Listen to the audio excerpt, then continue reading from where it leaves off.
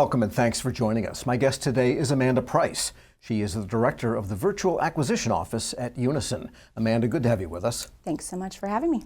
And it's amazing, here we have an acquisition function in the federal government spending all of this money to buy the latest technologies. They're buying artificial intelligence platforms and so forth, and yet they rummage through the modern day equivalent, the acquisition equivalent of card files when looking for how to do their work. What does it look like right now? It looks like the Dewey Decimal System. I'm glad you mentioned some of that. You know, there's no shortage of policy. There is the FAR, there's agency supplementals, there's agency policy. There's even the horror stories that are indeed still true, where someone sent an email in 1999 that got printed out and hung up in someone's cubicle that is treated like guidance. And so I would say it's disjointed, it's hard to find, it's not organized. There's been advancements, right? There are SharePoint files and portals that we house these things in. There's acquisition.gov, which has the FARs and agency supplementals. But the problem is it's static. So you have to know where to find it. You have to think to go find it. You have to know that you need it, because we are humans and often very proud folks. And by the time you know that you need it immediately. And so it's a lot of sifting. I like to call it a scavenger hunt, but probably less fun. And so you're just going place to place, trove to trove, digging through files, sometimes paper, to really find what you need. And the speed of acquisition, the speed of that mission is only increasing. And so you just don't have the time to do that. And that's really the problem. So it's not that there's a shortage of guidance or a shortage of templates or clause libraries. It's just that they're kind of everywhere.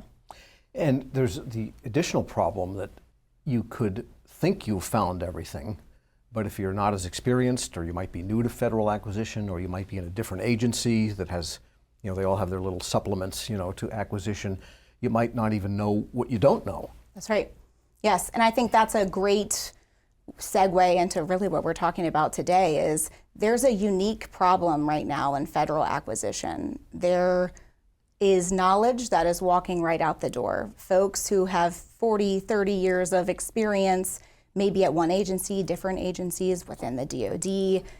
That context and that experience that they have is really valuable. It's not a regurgitation of the FAR or agency policy or, hey, we've done it. It's really important context. And so the problem today is we've lost that expertise. There is still expertise in the room, but we can only move as fast as human recall. And that is not fast enough with the way that things are changing. And technology is bringing in new opportunities, but obviously the federal government isn't always quickest to adopt that. And so we're really in between a rock and a hard place, and we've got to solve for that quick. And you point out something important, that the proper decision in a given acquisition process is not simply the sum of all of the guidance and the rules, but also there's a lot of discretion built into acquisition and, as you say, context and experience. And so it's even more important that you have all of the data in order to make a good human decision, sounds like. That's right. So I would say that federal acquisition is nothing if not complicated and nuanced. And there's a reason why it's complicated and nuanced. We want to make sure that we are supporting small businesses. We want to make sure that there is ample time for competition. It really is the backbone of America. And so I don't want to shun all of that nuance, but that complex nuance is really what drives decisions. But it can't just come straight from the FAR. That human expertise that comes from years of doing this and seeing different scenarios plan out, or doing it one way that didn't meet the goal for the program, wasn't fast enough for the mission, that learning you can then apply to the next thing, and it comes from a human being. And so that is really where I think AI steps in. Yes, it's definitely coming from humans, but that AI can take that expertise and scale it across to multiple different people, multiple different agencies, and that's where the real magic happens. So in this sense, then, you're not talking about AI as simply a way of automating the same scavenger hunt that people were doing, but somehow enhancing it. So maybe explain that for us. Sure, and I'll double down and give you an example. So you might use FAR Part 13 for an acquisition because speed is key, and that's worked for you in the past. But there are times where you may say, you know what, I'm going to look at Part 15 and work through that process to avoid the complication on the back end during post-award. The FAR and just general AI is not going to be able to have the context needed. So it might ingest agency supplementals, it might ingest the FAR, it might ingest policy, templates, guidelines, but it doesn't have that human magic, and we don't want to lose the human magic, right? It's not AI versus humans, it is AI amplifying that expertise that humans have, and that's really what we're looking for.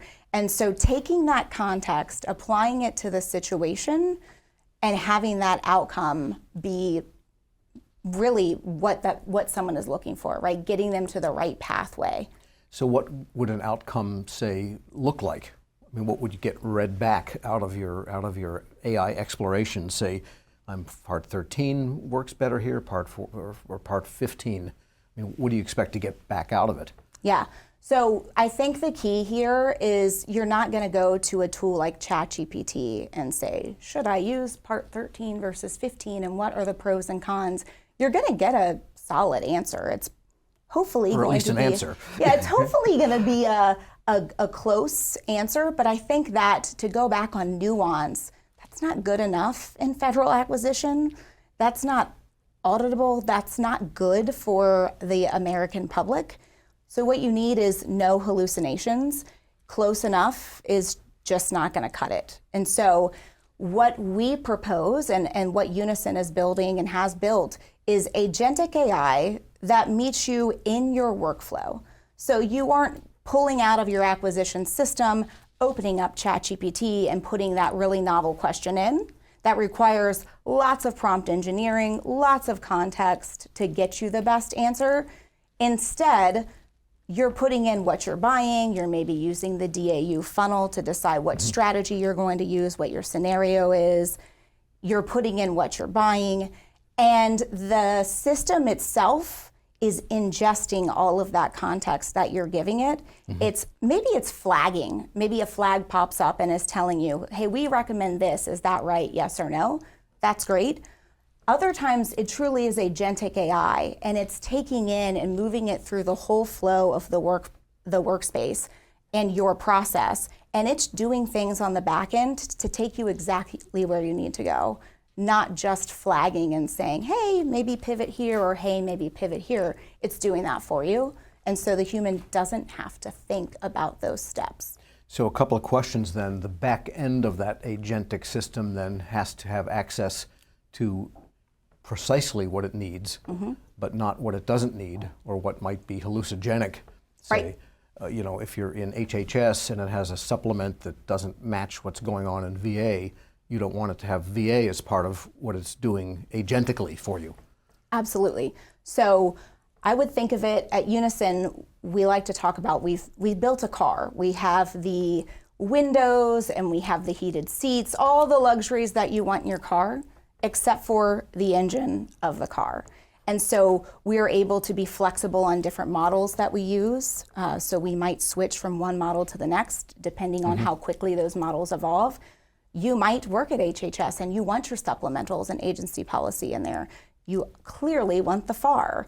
And so we're putting into that model in a very controlled way with the end in mind, so you're getting exactly what you need. You're pulling from templates that you've used before for commercial acquisitions. You're pulling from templates for cloud services that you've used before. It's not starting from, well, let's look at vanilla, templates across every single agency. That's not going to work.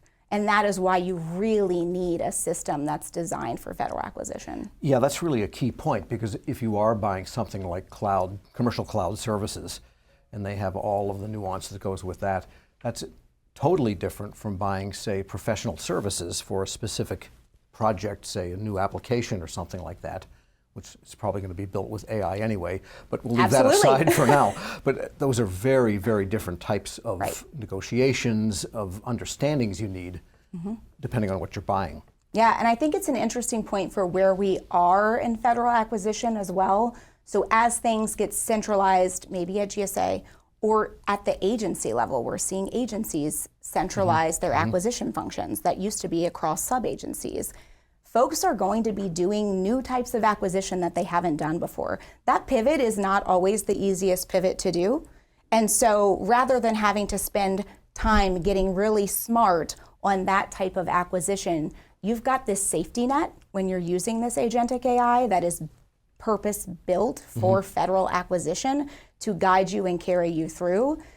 I think what we really need to remember is the FAR empowers the acquisition workforce very intentionally, and the first part of the FAR, it's still there in the RFO as well. And so we should take that very seriously and use these tools that help us get from A to B faster so that it can impact that mission faster as well. All right, a couple of questions. The first one, the agentic idea that you're faced with as, say, a contracting officer, you need to learn how to ask properly. I think they call that prompt engineering or prompt training and so forth. Tell us about the implications there. If you don't ask the right thing, you don't get the right thing. Yeah, so I would say AI is moving so fast. This journey of the last 2 years, ChatGPT was enough. These general purpose AIs were enough. And prompt engineering was really important. We talked about it within the virtual acquisition, within our tool, which is called Ally. That tool is great for interpreting things in the FAR, doubling down, really understanding that policy. It doesn't have the full agent aspect. And so prompt engineering is more important in non-agentic AI.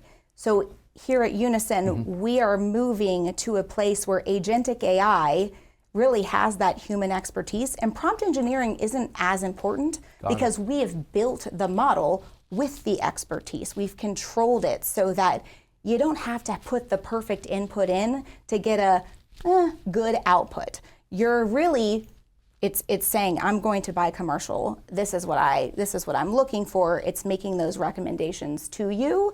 And then it's taking you on a different path depending on what your thresholds are, depending on your IGCE. It's flagging when you're over those thresholds. So you really don't have to do much engineering.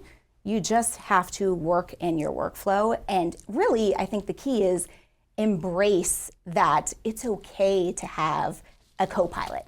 It is okay to have an ally sitting there with you, guiding you through that process. It's going to save you time. And I think I've seen a huge shift in the last 6 months where the workforce is starting to get really energized by the possibilities, because nobody enjoys the copy and paste. Nobody really enjoys that scavenger hunt. It's a waste of time, and they can really get to things much faster. I'm trying to envision that 1999 printout taped up somewhere that people are still looking at. I've seen them. They're there. And my other question is, you mentioned working within your workflow. It seems like this is a great opportunity as you adopt agentic AI to end the scavenger hunt of maybe updating workflows to more enhance what you can do with AI rather than simply trying to plug the AI into an antiquated workflow. Yes. Yep. So that purpose-driven AI should connect into your contract writing system. It should connect into wherever you are in that process. It should connect into your budget office, right? And whatever financial management system that you're using. And it really gets to, yes, acquisition, yes, the program, yes, the mission, but then the downstream effect of auditability and all of the other things. If you're going into a different system, and that AI model is giving you what to do next. The next step, there's no trail of that. And so having this built in and connecting systems is going to give you a log of who did what when, why was that next step taken, and that's really important on the back end. And that also, in some ways, helps not just auditing, but also helps the next time around. That's right. Because something's been solved. That's right. So this AI should not be stagnant. It is not stagnant. it continues to evolve, it continues to ingest what you feed it, and it continues to get better and better based on those nuances. And ultimately, acquisition better serves the mission in that sense. Absolutely. That's the goal, right? All right. Well, thanks so much for that great insight. My guest has been Amanda Price. She's the director of the Virtual Acquisition Office at Unison. You're watching the video series Forward Under Pressure, Practical Paths to Modern Federal Acquisition. I'm Tom Temin, and for more on this discussion, please visit federalnewsnetwork.com and search Unison.